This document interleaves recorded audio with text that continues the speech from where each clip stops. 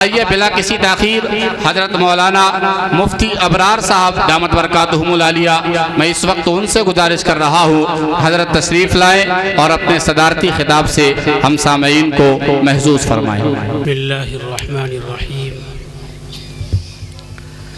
الحمد للہ رب العالمین، والصلاة والسلام علی سید الانبیاء والمرسلین وعلى آله وأصحابه أجمعين۔ قال الله تبارك وتعالى في القرآن المجيد: أعوذ بالله من الشيطان الرجيم، بسم الله الرحمن الرحيم، إنما هذه الحياة الدنيا إلا لهو ولعب وإن الدار الآخرة لهي الحيوان لو كانوا يعلمون۔ حضرات علماء کرام، معززین سامعین، پس پردہ بیٹھی ہوئی ہماری مائیں اور بہنیں،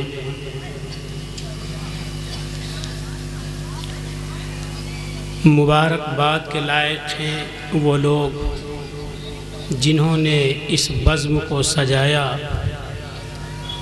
اس مجلس کو رونق بخشی،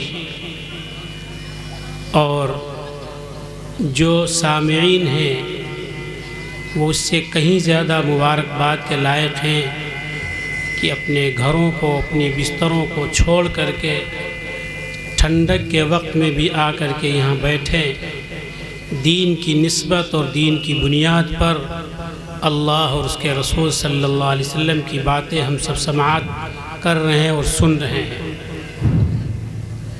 ہم سب یہاں بیٹھے ہیں، ہم سب کو ایک ارادہ کر کے بیٹھنا، یہاں پر ایک نیت کر کے بیٹھنی ہے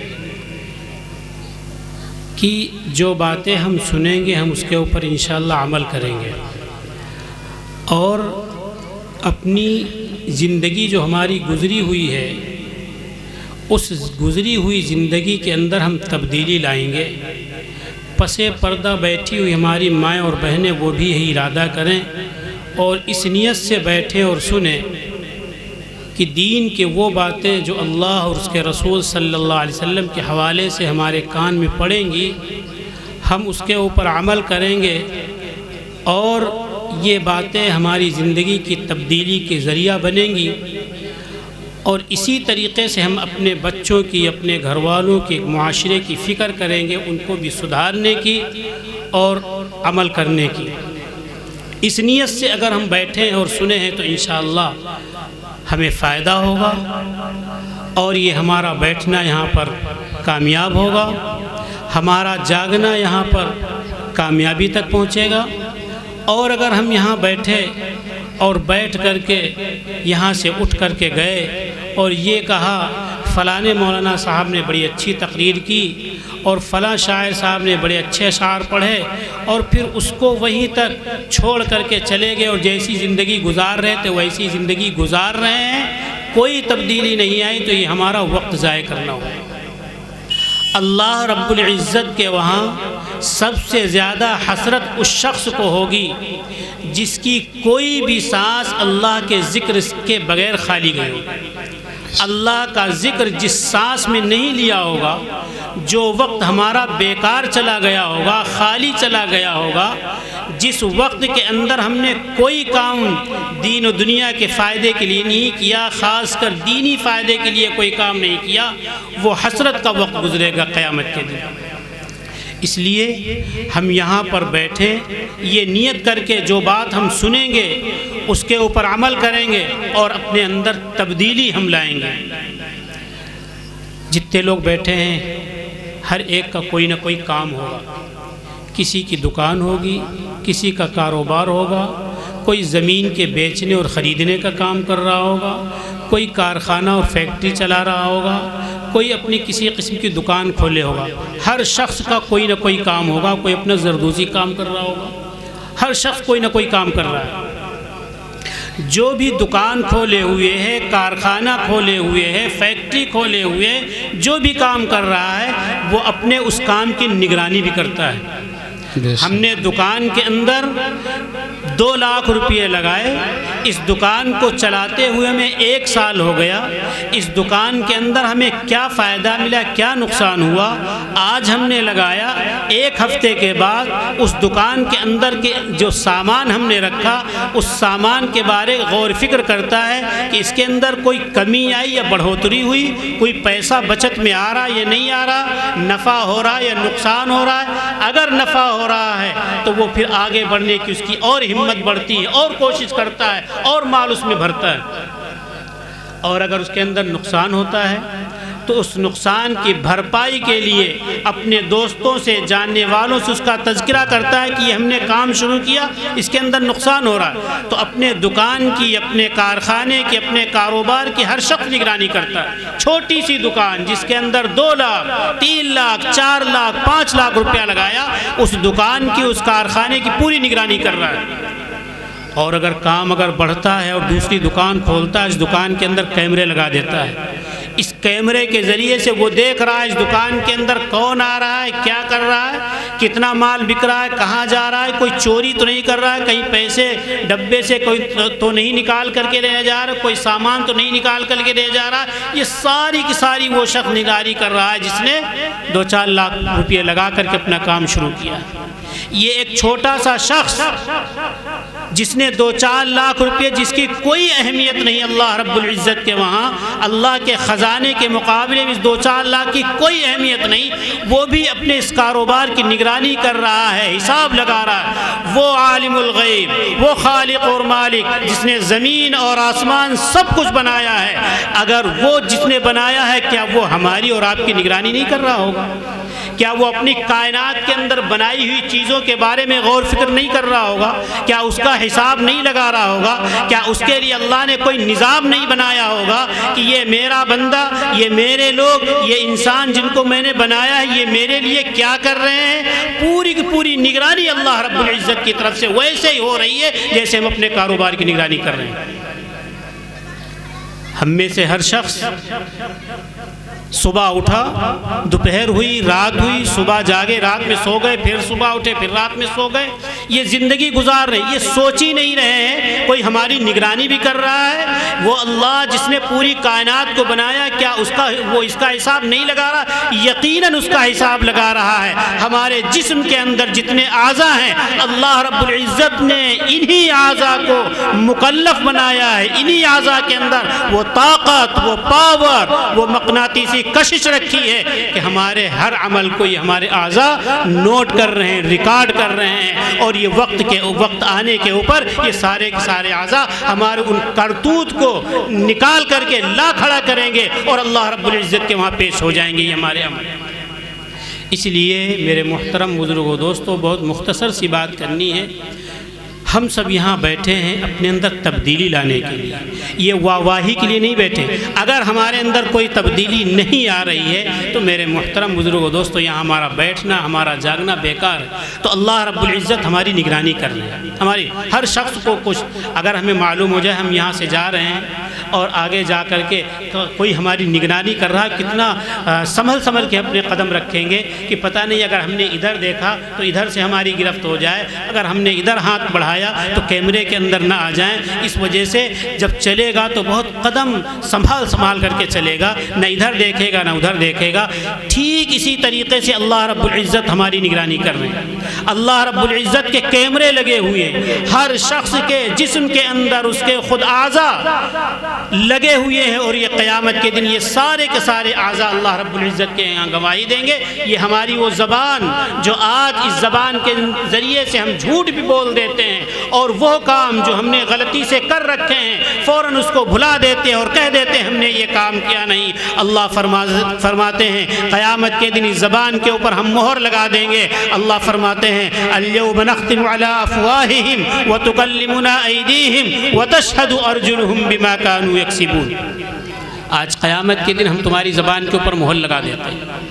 اب یہ زبان بولنا چاہیے نہیں بول سکتی ہے، یہ ہمارے اعضاء، ان ہاتھوں کے ذریعے سے جو ہم نے کام کیا، ان پیروں کے ذریعے سے جو ہم نے کام کیا، ان ہاتھوں کے ذریعے سے ہم نے مارا پیٹا، ان پیروں کے ذریعے سے ہم اپنے آپ کو غلط راستے کے اوپر لے گئے، گناہوں کی طرف اپنے آپ کو لے چلے، اور وہاں جا کر کے گناہ کیے جا کر کے یہ ہاتھ، یہ اعضاء، یہ پیر، یہ سارے کے سارے اللہ رب العزت کے وہاں گواہی دیں گے۔ اليوم نختم على افواہہم وتکلمنا ایدیہم وتشہد ارجلہم بما كانوا یکسبون۔ ان ہاتھوں اور پیروں کے ذریعے سے جو کمائی کی جائے گی، جو کام کیا جائے گا، اللہ رب العزت کے وہاں یہ ہاتھ پیر سارے کے سارے گواہی دیں گے۔ اس لیے میرے محترم بزرگوں، دوستو، ہمیں سنبھل کے قدم رکھنا ہے۔ ہمیں یہ نہیں کہ ہم جیسے چاہیں گھر کے اندر وقت گزار لیں، جیسے چاہیں باہر گزار لیں، جیسے چاہیں دوستوں کے ساتھ ٹہل لیں۔ یقیناً ہم سارے کے سارے کام کریں، لیکن ہم دین و شریعت کے پابند ہیں، اللہ اور اس کے رسول صلی اللہ علیہ وسلم کے احکامات کے ہم پابند ہیں۔ اس کو اگر چھوڑ کر کے ہم زندگی گزاریں گے، ہماری گرفت اور پکڑ ہو جائے گی، ہماری گرفت اور پکڑ ہو جائے گی۔ اس لیے اللہ فرماتے ہیں کہ دیکھو، یہ دنیا کے اندر جو لوگ آئے ہیں، ان کو یہ دنیا کیا ہے؟ یہ رہنے والی جگہ نہیں ہے، یہ دنیا رہنے والی جگہ نہیں ہے، یہ کھیل کود کی جگہ ہے۔ جس طریقے سے آپ نے دیکھا ہوگا، چھوٹے بچے اپنے مکان کو بناتے ہیں اور چھوٹے سے کھلونے بناتے ہیں اور اس کے بعد توڑ دیتے ہیں، پھینک دیتے ہیں۔ یہ دنیا ٹھیک اسی طریقے سے چند دن کے لیے ہم یہاں آئے ہیں، اور چند دن کے بعد یہ گھر، یہ مکان، یہ کاروبار، یہ سارا کا سارا ہمارا چھوٹ جائے گا، ہم یہاں سے چلے جائیں گے، ہم یہاں سے چلے جائیں گے۔ اس وجہ سے، اس لیے یہاں رہتے ہوئے ہمیں اپنے اللہ اور اس کے رسول صلی اللہ علیہ وسلم کے طریقے کے مطابق زندگی گزارنی ہے، اللہ کے احکامات کو اپنی زندگی کے اندر لانا ہے، حضرت نبی کریم صلی اللہ علیہ وسلم کے طریقے کے مطابق زندگی گزارنی ہے۔ ہم جب دنیا میں آئے تھے تو اللہ رب العزت نے ہمیں یہاں بھیجنے سے پہلے ہم سے کچھ پوچھا تھا، سوال کیا تھا، اور اس کا جواب ہماری مائیں اور بہنیں بہت غور سے سنیں۔ اگر اس موقع کو ہم نے گنوا دیا اور اس کو غور سے نہیں سنا اور اس کو اپنی زندگی کے اندر نہ لائے، تو پھر یہاں پر ہمارا بیٹھنا بیکار ہوگا، اس لیے باتیں نہ کریں۔ تو اللہ رب العزت نے ہم سب کو وہاں جمع کیا تھا اور وہاں یہ پوچھا تھا، بتاؤ کیا میں تمہارا رب ہوں یا نہیں ہوں؟ تمہارا پیدا کرنے والا کون ہے؟ الست بربکم، کیا میں تمہارا رب ہوں؟ تمہارا پیدا کرنے والا کون ہے؟ تمہارا خالق اور مالک کون ہے؟ سب لوگوں نے حضرت آدم علیہ السلام سے لے کر کے اور قیامت تک آنے والے جتنے لوگ ہیں، سارے لوگوں نے ایک زبان ہو کر کے کہا تھا، بلا، کیوں نہیں، اے اللہ، آپ ہی ہمارے خالق ہیں، آپ ہی ہمارے مالک ہیں، آپ ہی ہمارے رازق ہیں، آپ ہی سب کچھ ہیں۔ یہ اللہ رب العزت کے وہاں اقرار ہم نے کیا تھا اور اقرار کر کے ہم آئے تھے، اور یہاں آنے کے بعد ہم نے اپنے اللہ کو بھلا دیا۔ اللہ اور اس کے رسول صلی اللہ علیہ وسلم کی تعلیمات کو ہم نے اپنی زندگی سے نکال دیا، اور اللہ رب العزت کے وہاں ایک اور شخص تھا جو ابلیس تھا۔ اللہ رب العزت نے جب اس کو وہاں سے بھگایا ہے جنت سے، تو اس نے کہا تھا کہ آپ ہم کو بھگا تو رہے ہیں، فَبِعِزَّتِكَ لَأُغْوِيَنَّهُمْ أَجْمَعِينَ، آپ کی عزت کی قسم، آپ کے وہ بندے جو آپ کے راستے کے اوپر چلنے والے ہوں گے، آپ کے رسول کے مطابق زندگی گزارنے والے ہوں گے، آپ کے حکموں کے مطابق زندگی گزارنے والے گے، ہم ان کو بہکائیں گے۔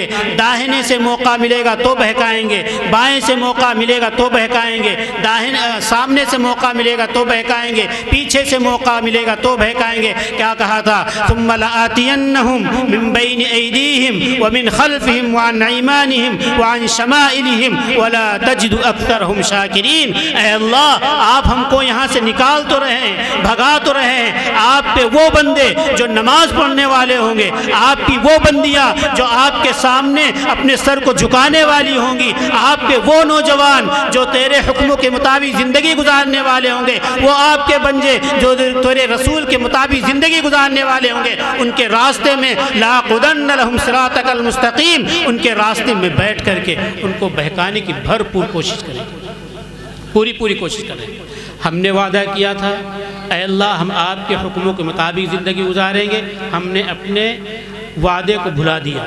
شیطان نے وعدہ کیا تھا ہم راستے میں بیٹھیں گے اور بیٹھ کر کے ہم بہکائیں گے، نہ نماز پڑھنے دیں گے، نہ روزہ رکھنے دیں گے، نہ قرآن کی تلاوت کرنے دیں گے، نہ اللہ کا ذکر کرنے دیں گے، بلکہ مار پیٹ میں، لڑائی جھگڑے میں، گناہ کرانے میں آگے آگے رہیں گے۔ ہم نے اپنے وعدے کو بھلا دیا ماں اور بہنوں، ہم نے اپنے وعدے کو بھلا دیا، اور وہ نفس شیطان جس کو اللہ نے ذلیل کر کے بھگایا تھا جنت سے، اس نے جو وعدہ کیا تھا وہ آج اپنے وعدے کے اوپر قائم ہے۔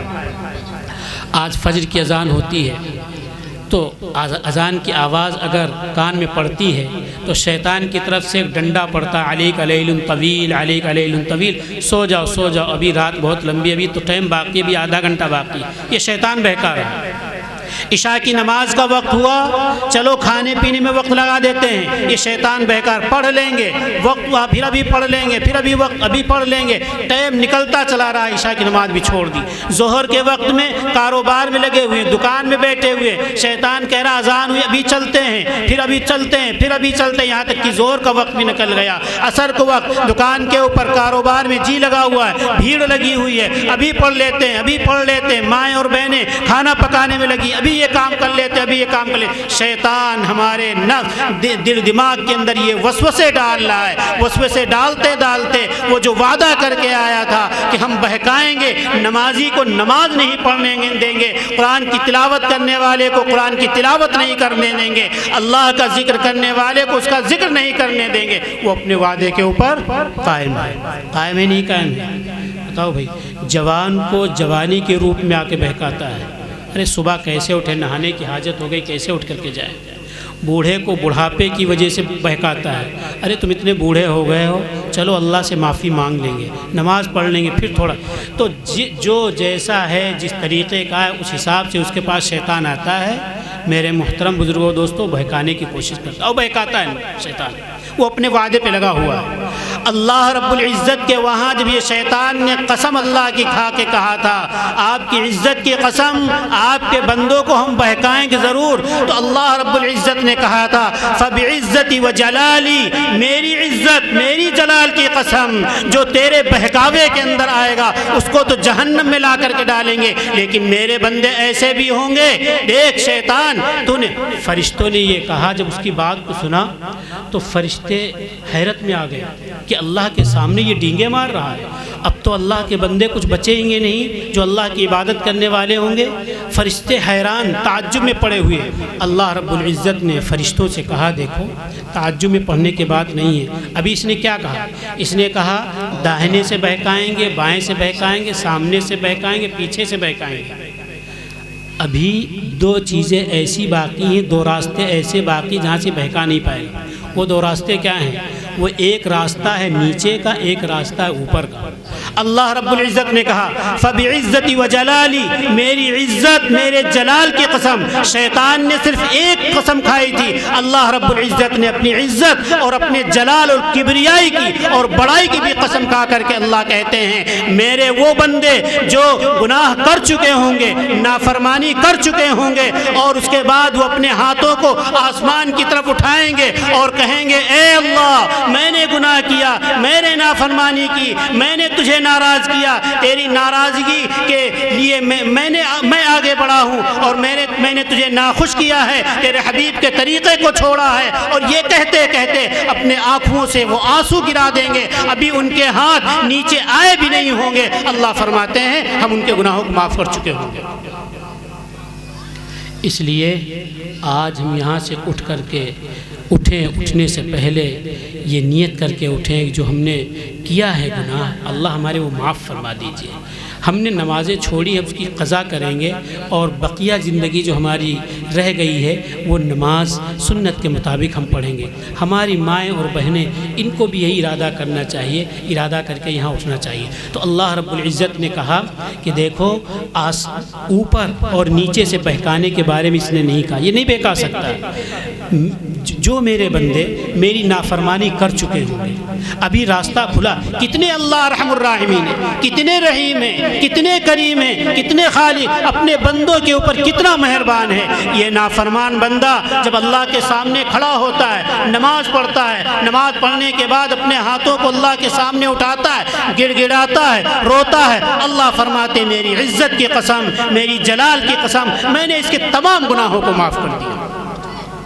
اور یہی بندہ جب سجدے کے اندر جاتا ہے اور سجدے کے اندر جا کر کے وہ روتا ہے اور گلاتا ہے اور کہتا ہے سبحان ربی العالی، پاک ہے آپ کی ذات، بلند ہے آپ کا مرتبہ، آپ بلند بالا ہیں اے اللہ، اور پھر اس کے بعد سجدے کے اندر روتا ہے اور رو کر کے اللہ کے سامنے اپنی فریاد رکھتا ہے، اللہ فرماتے ہیں ابھی یہ سجدے سے اپنے سر کو اٹھایا بھی نہیں ہوگا، ہم نے اس کے گناہ کو معاف کر دیا ہوگا۔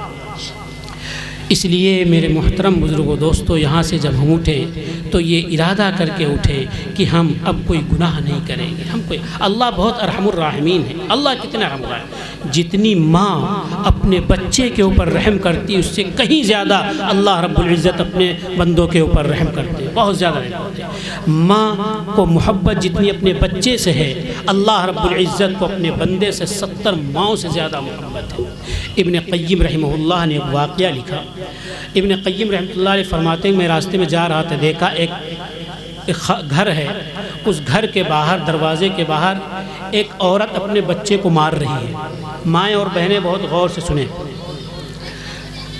ماں اپنے بچے کی پٹائی کر رہی ہے اور بچہ بلک بلک کر رو رہا ہے، اور ماں مارتے مارتے اس کو دروازے سے باہر لائی، نکال کر کے باہر، اب دیکھ تو میرے گھر کے اندر داخل نہیں ہو سکتا، گھر کے اندر آ ہی نہیں سکتا۔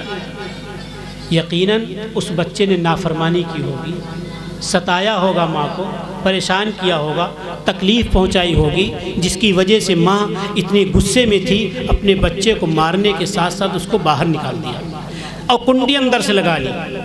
اب یہ بچہ وہاں سے اٹھتا ہے اور تھوڑا پیچھے ہٹتا ہے، پھر وہیں پہ آ کر کے بیٹھ جاتا ہے۔